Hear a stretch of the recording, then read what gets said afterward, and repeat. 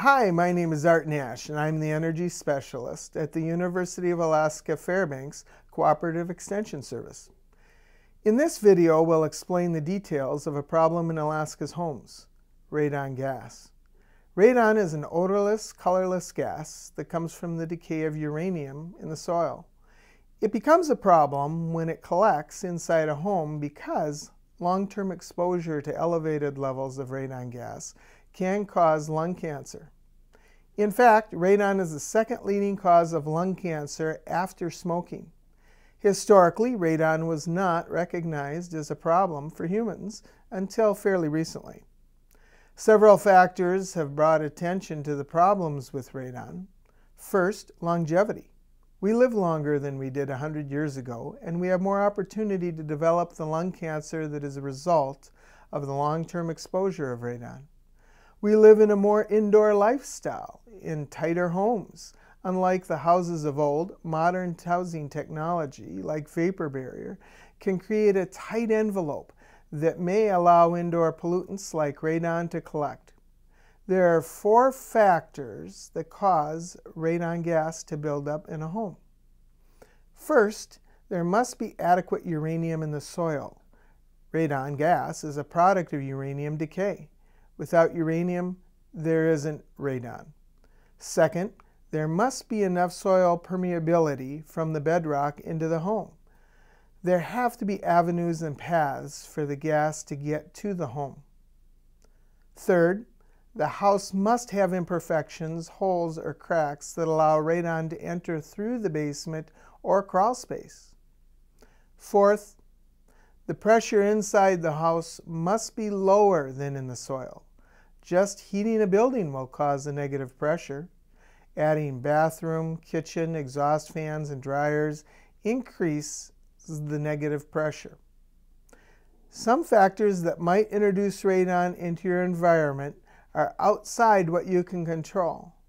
But once you understand what radon is, how to test for it, and how to reduce elevated levels, it is a problem that is manageable.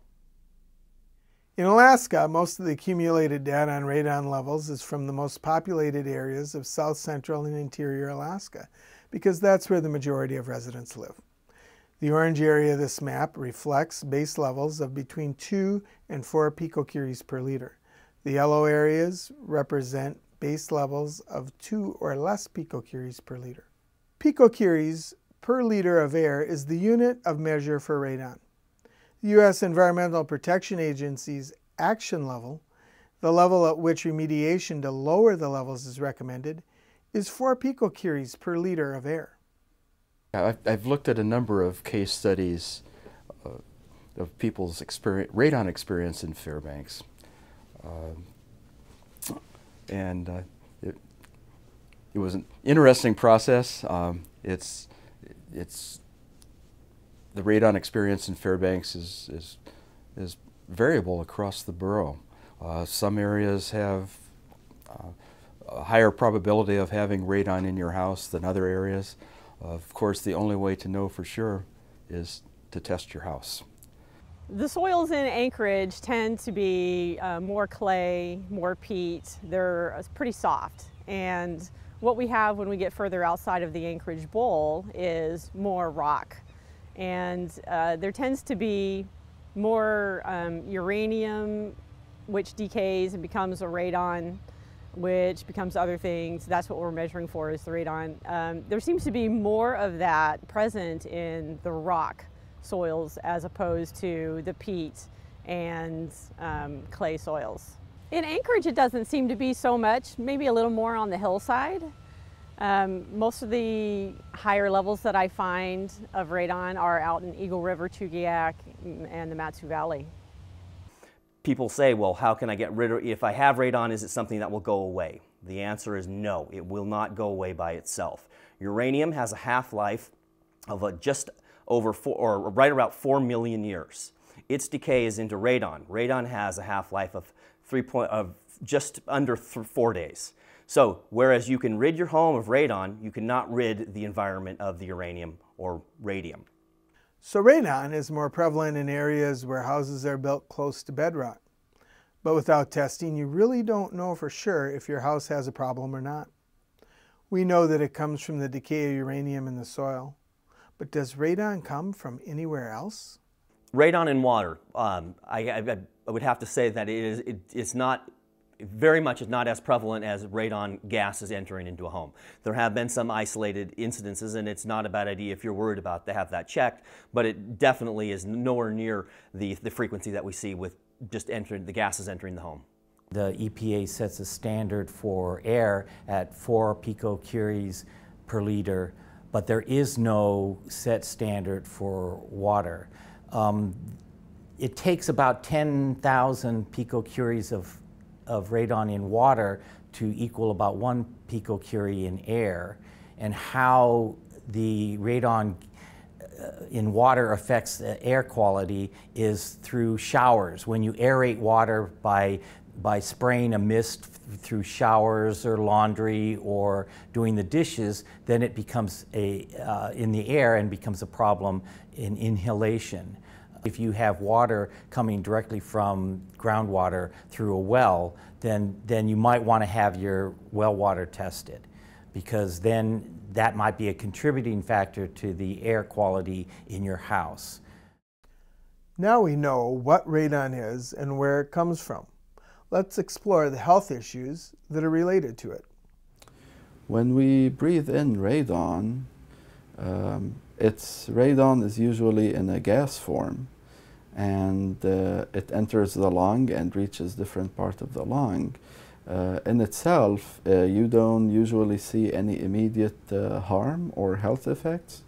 However, radon is known to be carcinogenic.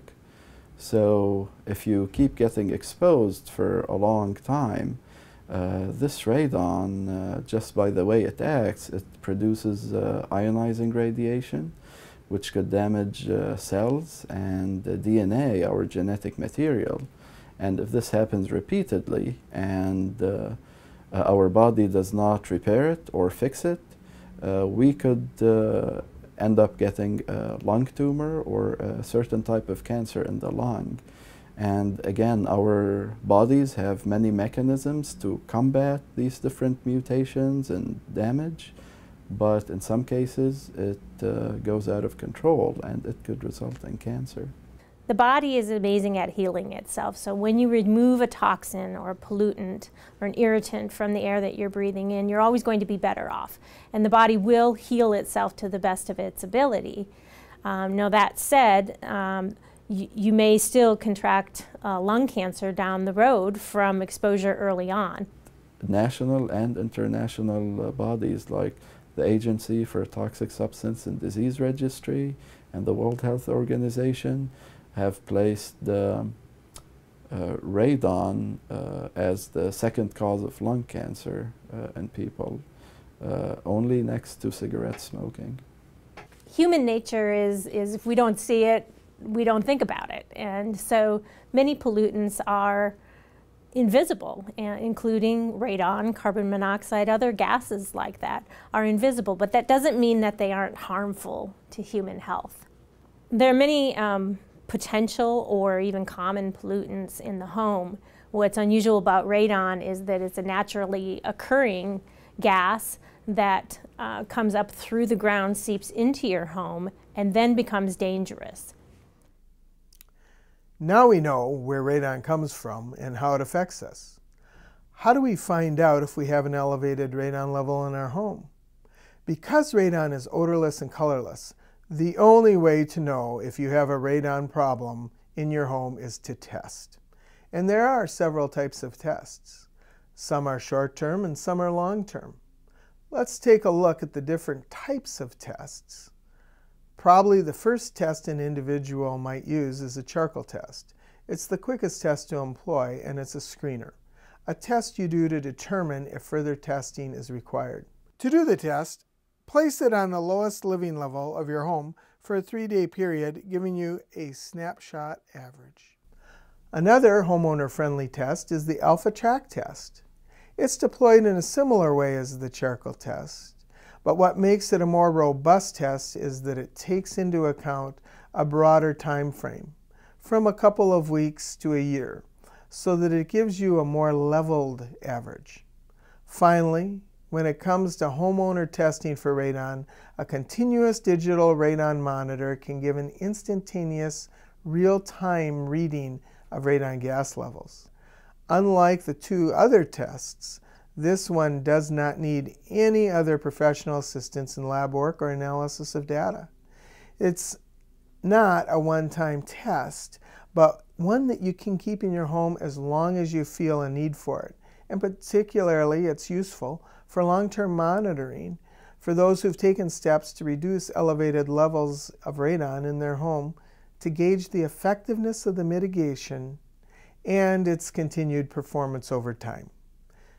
These three tests can give you a broad indication of the levels of radon you have, but to get a really accurate reading, you may want to call in the professional who, using air sampling equipment, can give you a very precise graphed reading over a 72-hour period.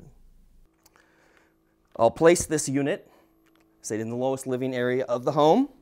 We shield it from the sun. We put our sample port approximately 18 inches off the ground, and we'll leave it here for a minimum of 3 days. It will then sample and data log those sample points. We'll collect it after the time frame, print it out, and find out if the home has exceeded or is below the 4 picocuries per liter. Okay, you've tested the radon levels in your home and found that they exceed the EPA's action level of 4 picocuries per liter of air, and that remediation is needed to bring those levels down. If your levels are just a bit above the action level, say 5 or 6 picocuries, you may be able to bring the levels down to 4 or below with some simple sealing techniques on cracks and utility penetrations, such as waste pipes or electrical conduits in your basement slab and walls. Just sealing penetrations may not be enough to get below the EPA's recommended 4 picocuries per liter. More intensive remediation materials and techniques may be required, starting with the least invasive techniques and moving to the more involved ones. Now, let's visit a homeowner as he begins the installation of plastic sheeting that will act as a radon barrier in his crawl space. This is the crawl space of the house we just bought in August, and we had it tested for radon during our inspection period with Arctic Technical Services, and we found that we had 4.8. So it was recommended to us that we pull out all the cheap old 3 mil visqueen that was on our dirt crawl space floor, and we just replace that with some good new visqueen and retest, and that might solve our problem. So while I was at it, our energy audit said we should add some insulation down here. So as you can see, I tore out all the stuff that was in here.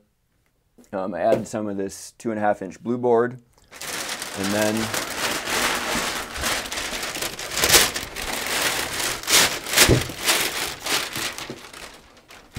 I got some of this really good vapor barrier, and this is Too Tough is the brand. It's made in Wisconsin. And it's only 3 mils, but it's this cross-laminated, high-quality polyethylene. And the advantage of this over the regular 4 or 6 mil stuff that you might buy at one of the warehouses in town is that it's much higher quality, so it has much less permeability to vapor. And it's also a lot tougher, so you can't rip it. You can cut it easily with scissors, but it's not going to get pinholes if you walk on it. So I just figured as long as I'm doing this, might as well do it once and not have to redo it in a couple of years. So now I'm going to seal a sheet of this vapor barrier coming down from my foundation wall to the vapor barrier I've got going on the floor here. And I'm going to do that. First of all, I'm going to overlap the sheets by, they say, at least a foot. I think we've got a little more than that here. And I'm going to run a bead of this acoustical sealant, aka Black Death, and then I'm going to tape it with some vapor barrier tape. So this is my first time doing this, so we'll just give it a shot.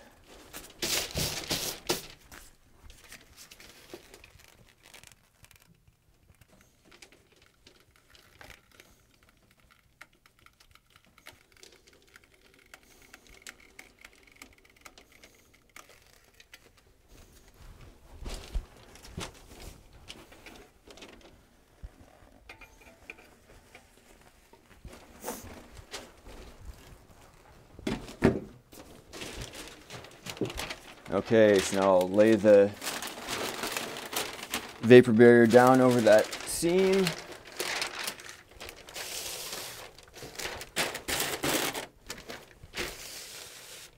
And I'm going to smooth that bead out. And the reason we use this stuff is it always stays sticky. It's going to make a really nice barrier that won't let any radon or moisture or anything through from the floor into my crawl space after this.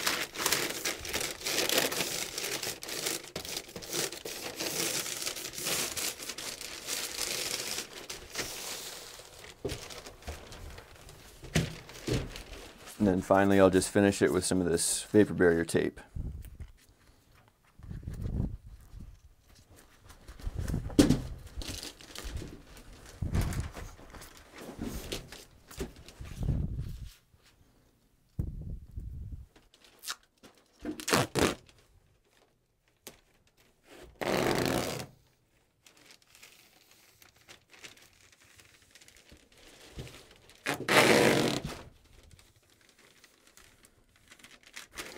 Again, there's no house that can't be fixed, and sometimes you start with one process with a passive amount of remediation schedule like they're doing downstairs. If we were to find that this test were to come up high, then what we'd want to do is then vent the subsurface to the outside. If that didn't work, then we'd want to put an assisted vent or pull negative pressure below the vapor retarder in the crawl space and vent that to the outside. And since we have that in place, it would be it's very easy to do.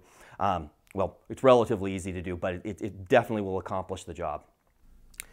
If after properly sealing the polyplastic sheet over the raw ground in your crawl space, or sealing all cracks and holes in your cement slab basement, you still are above the EPA's benchmark, then relieving the relative negative pressure in your home is essential.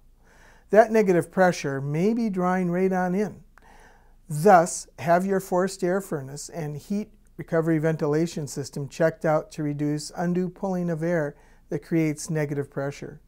If after taking these measures you still are above the EPA's benchmark, you most likely will want to depressurize the soil under your basement or crawl space.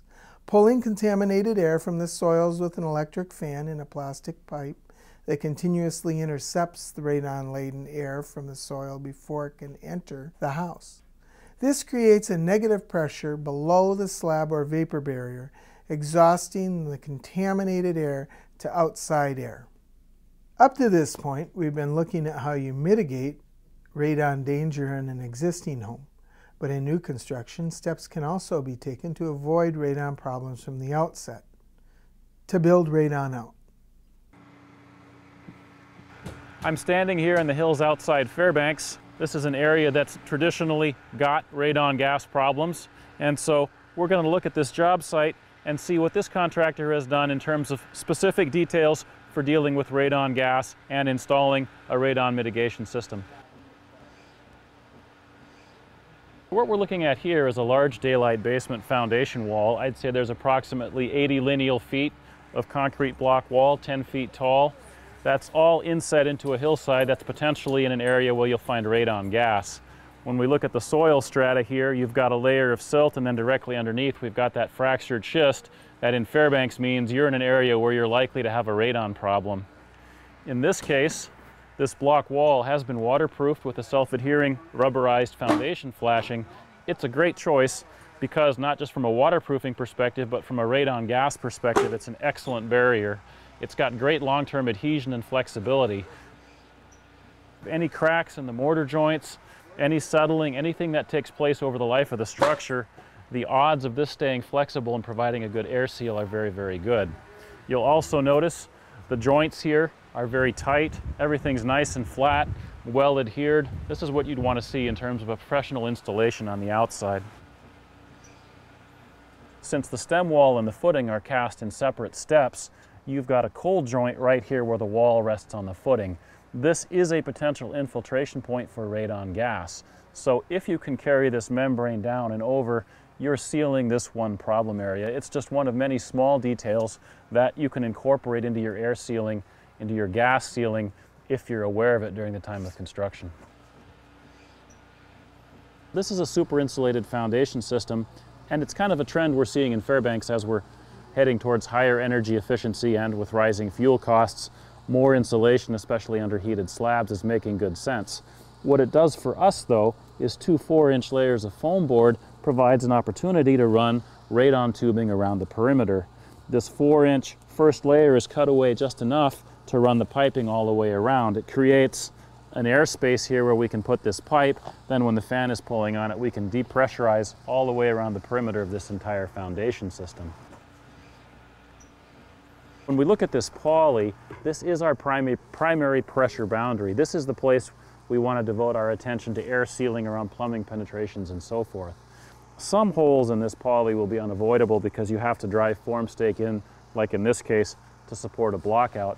In the grand scheme of things, a few holes aren't going to matter because the depressurizing effect of this tubing around here, in theory, will be far greater than the incentive for soil gas to leak in through these holes. This house here has a stepped floor system, and there's a concrete bearing wall dividing the floor in half. Since the tubing couldn't be run through the floors, we've got 2 separate runs of tubing. There's a loop of tubing running around the perimeter of the upper floor and the same run of tubing running around the lower floor. The lower floor system meets at a collection point here. The upper floor meets here. The nice thing is the runs of tubing are divided roughly in half, and then the radon pipe or the radon fan will connect to both pipes here in a riser.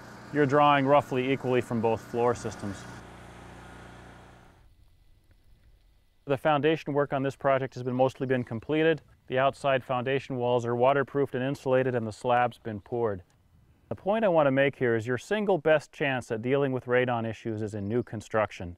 If you can do a meticulous job with your ground vapor barrier, which also acts as your pressure boundary and your gas barrier against radon, and you can install your radon piping, you'll be money ahead and have a lot of peace of mind in the long run.